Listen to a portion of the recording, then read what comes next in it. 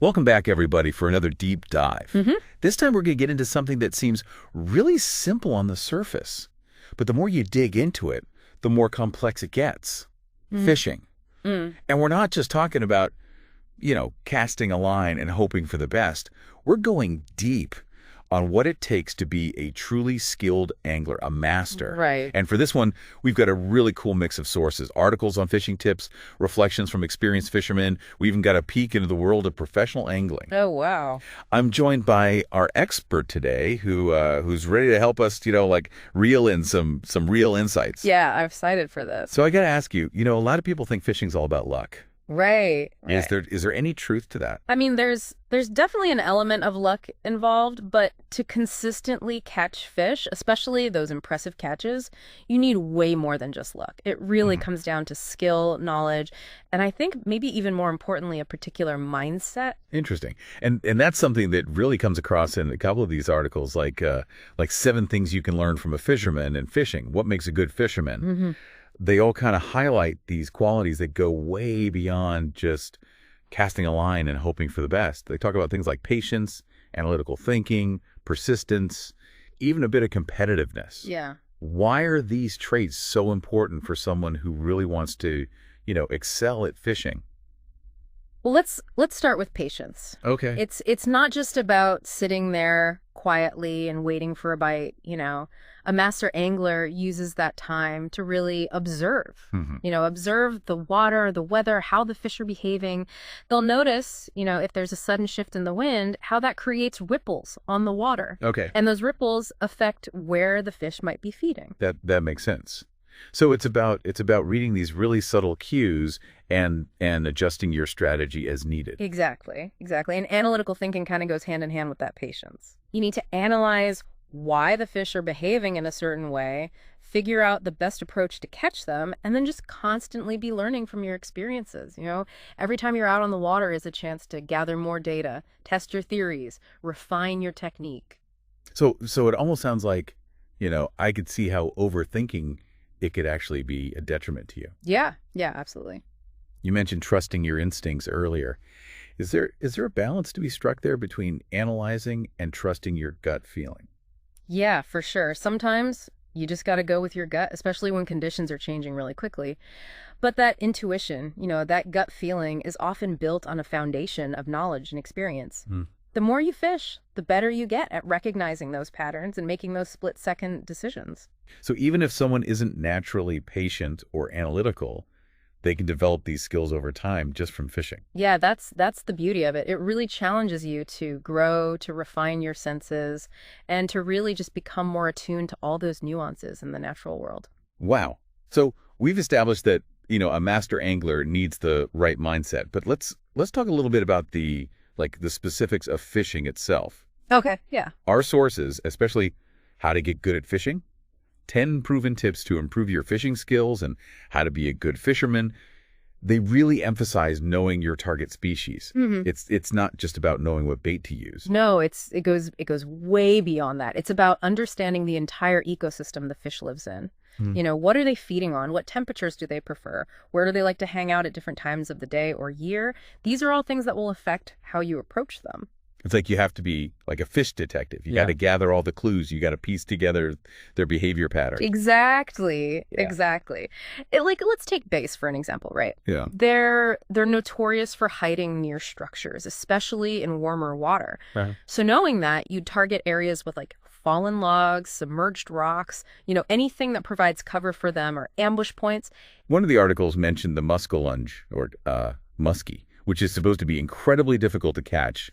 It's even called the fish of 1,000 casts. Oh, yeah, they are a challenge. What's up with that?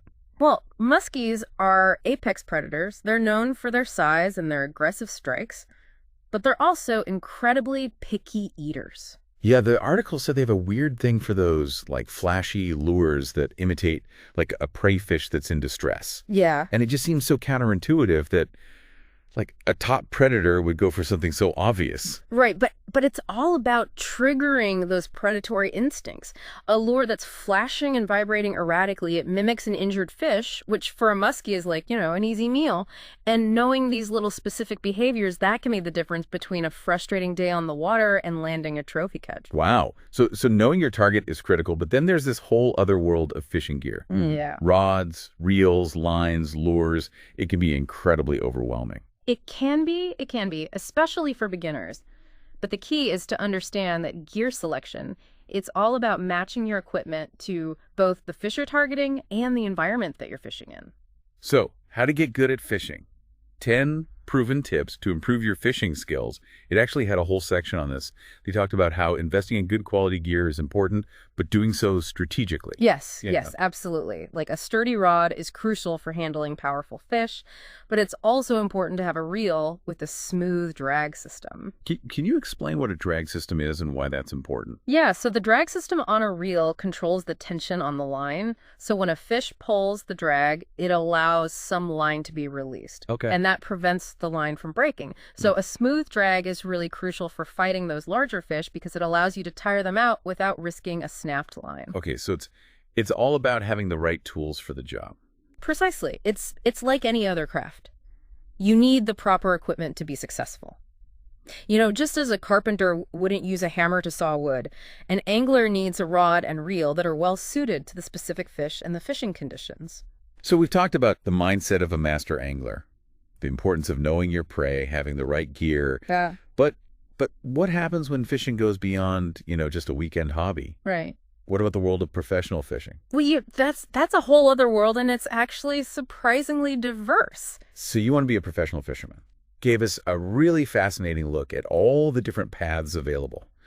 There are charter skippers, fishing guides, even social media influencers who are making a living from their passion for fishing. Wow. The fishing industry is vast, and it offers so many different opportunities for people who want to make it more than just a hobby.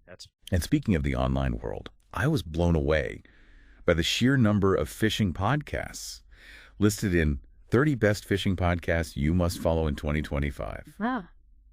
It really just shows how popular and influential the online fishing community has become. It really does. I think it's a testament to the growing interest in fishing and the power of digital platforms to really connect anglers and share knowledge and even create business opportunities. But this leads to a really interesting question, doesn't it? Is the traditional route of gaining experience through years of hard work and mentorship, is that still the best way to succeed in the fishing world? Or has social media completely changed the game?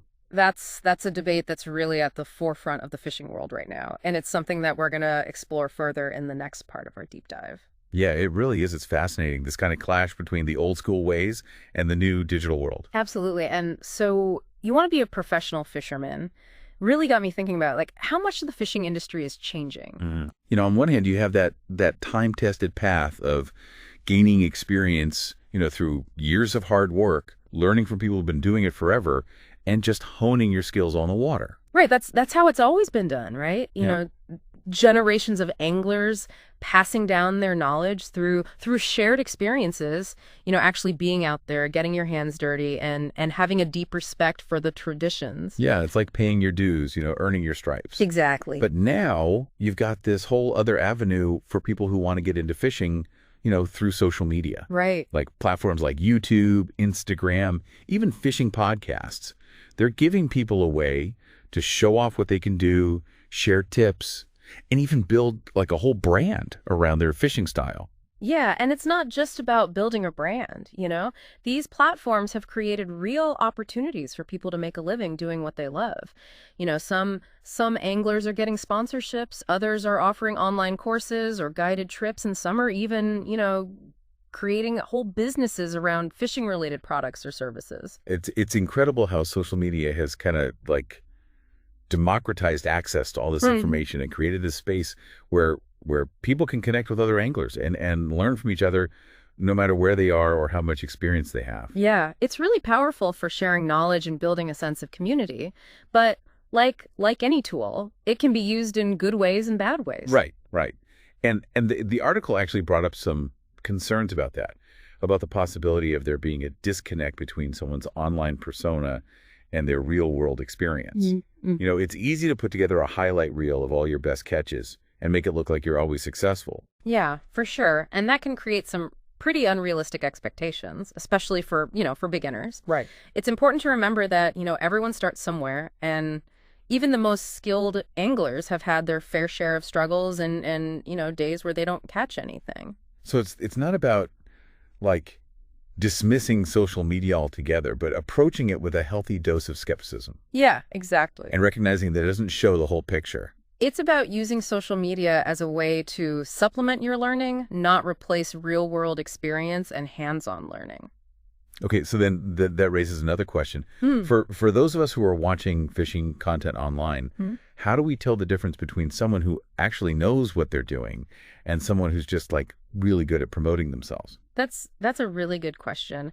I think it's about looking beyond just the flashy catches and finding content creators who show a real understanding of the sport. Look for those who are willing to share their knowledge openly, who talk about ethical and sustainable fishing practices, and who are, honest about their successes and their failures. So it's about being a smart consumer of information and recognizing that true expertise comes from experience, from having good mentors, and just a deep respect for the craft. Exactly. It's about valuing the whole process as much as the end result. And that kind of brings us back to something we talked about earlier, the mindset of a true angler.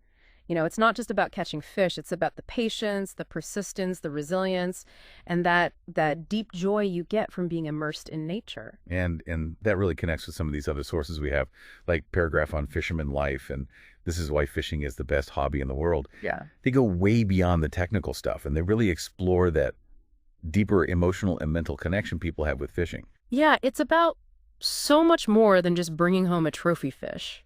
It's about those quiet moments you have out on the water just thinking, the thrill of the fight when you've got a fish on the line, the respect for the ecosystem, and the lessons you learn whether you're successful or not.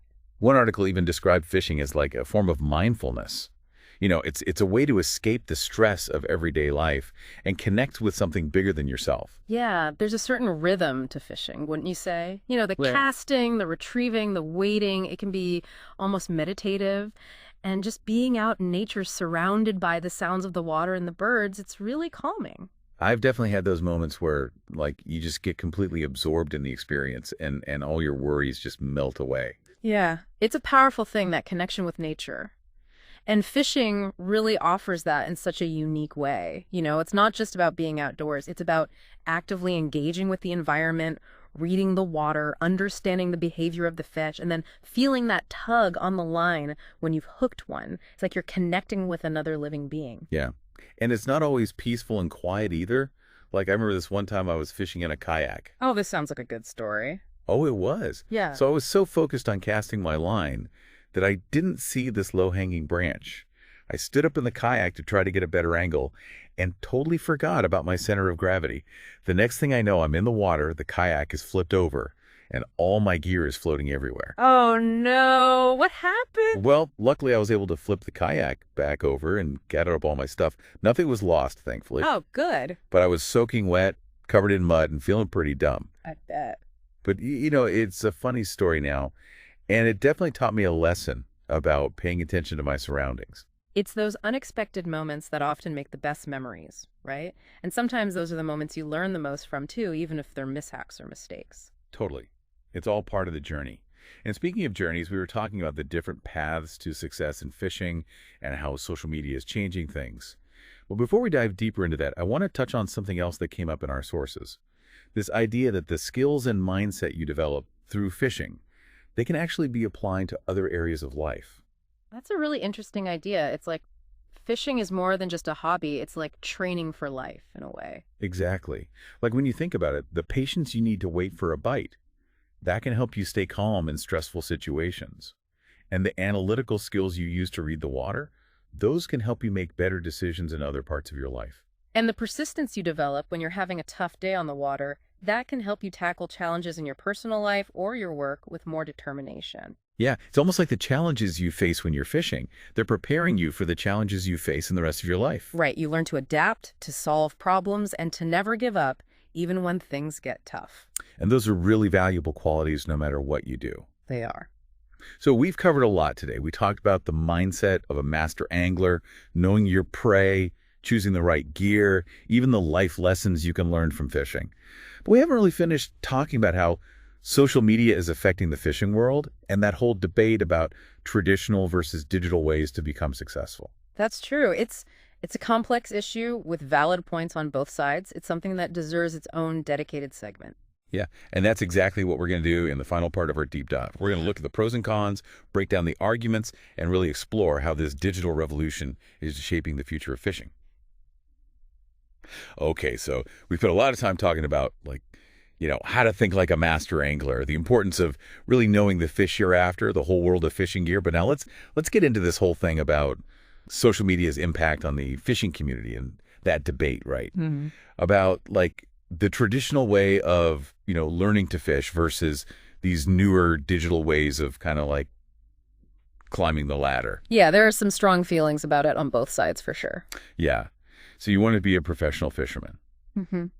Really, really laid out that tension well. It made a really strong case for the traditional way, Right. Years of hard work, finding mentors, getting that real on-the-water experience. Yeah, that's how a lot of us came up, right? Yeah. Learning by doing, building relationships with people who've been fishing for years, and then slowly getting recognized within the fishing community. Yeah, it's like paying your dues. Right, exactly, yeah. But now you've got social media, and it's like this whole other path for people who want to make a name for themselves in the fishing world. Mm-hmm. Platforms like YouTube, Instagram, even TikTok, right? Oh, yeah. People can show off their skills, share tips, connect with people all over the world. Yeah, and it's created opportunities that didn't even exist before, People can actually build a career out of fishing now.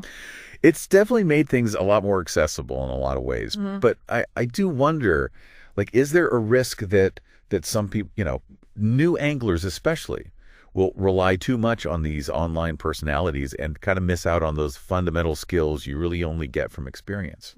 Yeah, that's a good point. It's easy to get caught up in chasing likes and followers and forget that real expertise comes from putting in the hours, facing those challenges, making mistakes, learning from them. It's kind of like the difference between reading about how to ride a bike and actually getting on a bike and figuring it out. Exactly. Yeah. You can learn a lot from watching others, but there's no substitute for that hands-on experience. And that's where having a mentor, someone who's been doing it for a long time, that's where that becomes so valuable, especially when you're just starting out. Oh, yeah, absolutely. Having someone to guide you, give you advice, share their knowledge, that can make all the difference. I do wonder though, how will mentorship kind of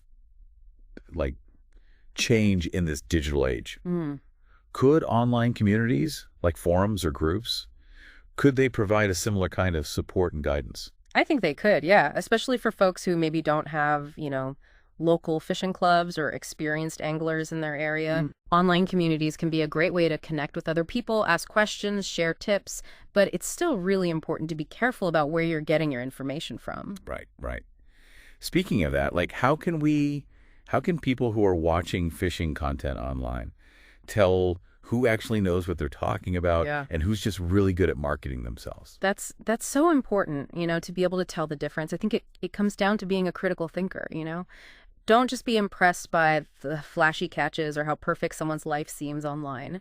Look for people who are willing to really share their knowledge, who talk about fishing in a way that's ethical and sustainable, and who are honest about the times they've struggled or failed. So it's about looking for substance over style. Exactly, Right. yeah. And remembering that true expertise, it comes from years of experience, a respect for the craft, and a willingness to keep learning and adapting.